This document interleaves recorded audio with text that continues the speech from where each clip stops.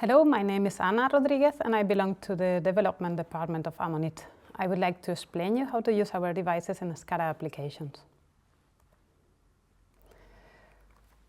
Ammonit data loggers and Meteolaser can be integrated in SCADA systems. I will focus into Ammonit data loggers in this video. Ammonit data loggers are suitable to be used in wind and solar parks. After the site assessment period, they can be used to perform monitoring and control tasks. Meteo 40 Plus and Meteo 42 data loggers provide identical SCADA functionality. 3 software components running at the data loggers can be used in SCADA applications. The SCADA server can share current measurement data. The logic controller is able to toggle switches and send alarms, and live data can share current measurement data and send notifications. All 3 software components run at the KEX processor, which is a fully embedded Linux computer. This allows us to continue developing and publishing new releases every 1 or 2 months, trying to fulfill our customers' requirements. Our SCADA server is tested and validated with most SCADA operators.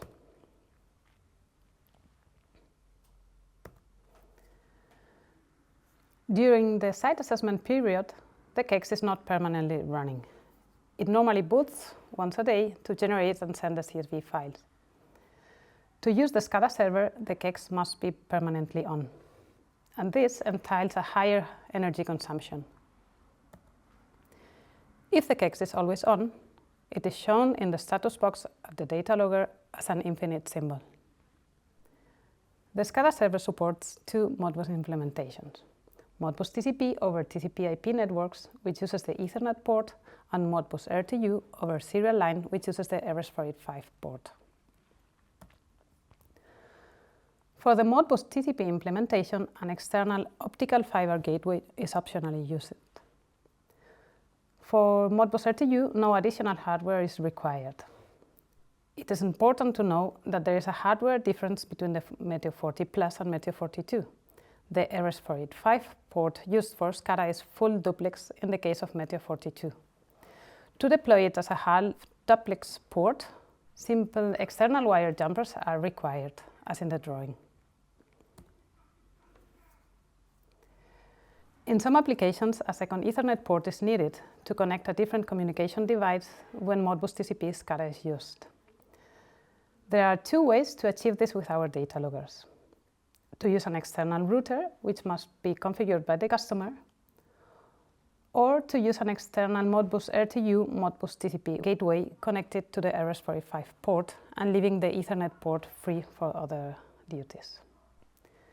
To use the SCADA server, you must activate it in the Communication SCADA menu. If you choose the Modbus TCP server, you can increase security by restricting the access to the IP address of the SCADA client.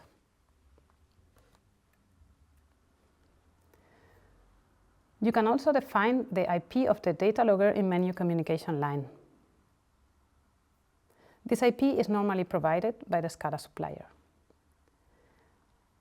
If the data logger is to have internet access via USB modem, you must select the option Connect to Internet via USB modem only.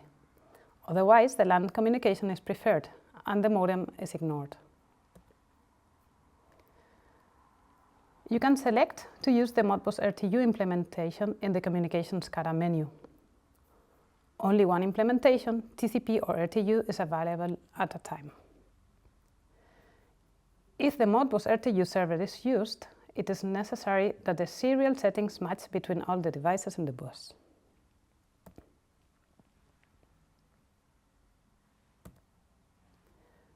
This is an empty Modbus register map of an Ammonit data logger. The register map is common for the Modbus TCP and the Modbus RTU implementations. In the following slides, I will explain how to configure each of its parts.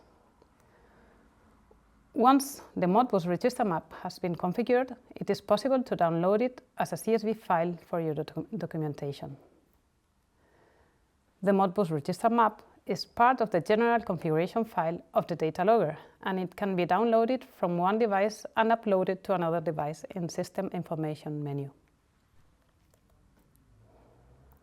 The first and main part of the Modbus register map are the input registers. Our data loggers offer a freely configurable map. This means the boxes must be filled up with the addresses where the client expects to read the measurement data. This makes our data loggers compatible with any Modbus client. An automatic consistency check of the register's numbers is built in order to help with the manual configuration.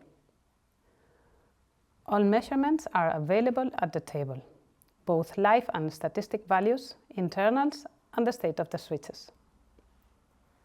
The data type is configurable as it must match the requirements of each SCADA client. The statistic values in the table are updated at the end of every statistics interval.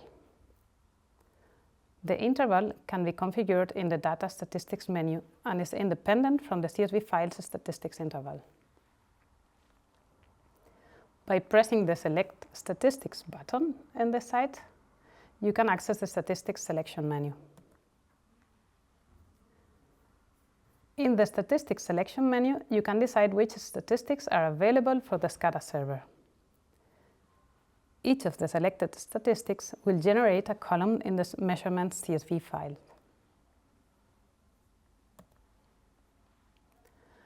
Unlike the input registers, the holding registers can be written by the client. We have implemented two functionalities using the holding registers: to synchronize the date and time of the data logger, and to set the state of the switches. If you activate the option Measurements to Holding Registers, the measurement values configured for the input registers will be available in the same addresses of the holding registers. The Modbus endianness must match between the SCADA client and the server, so that the client can decode the values read. The Modbus endianness is also configurable in order to guarantee the compatibility with any Modbus client. Thank you.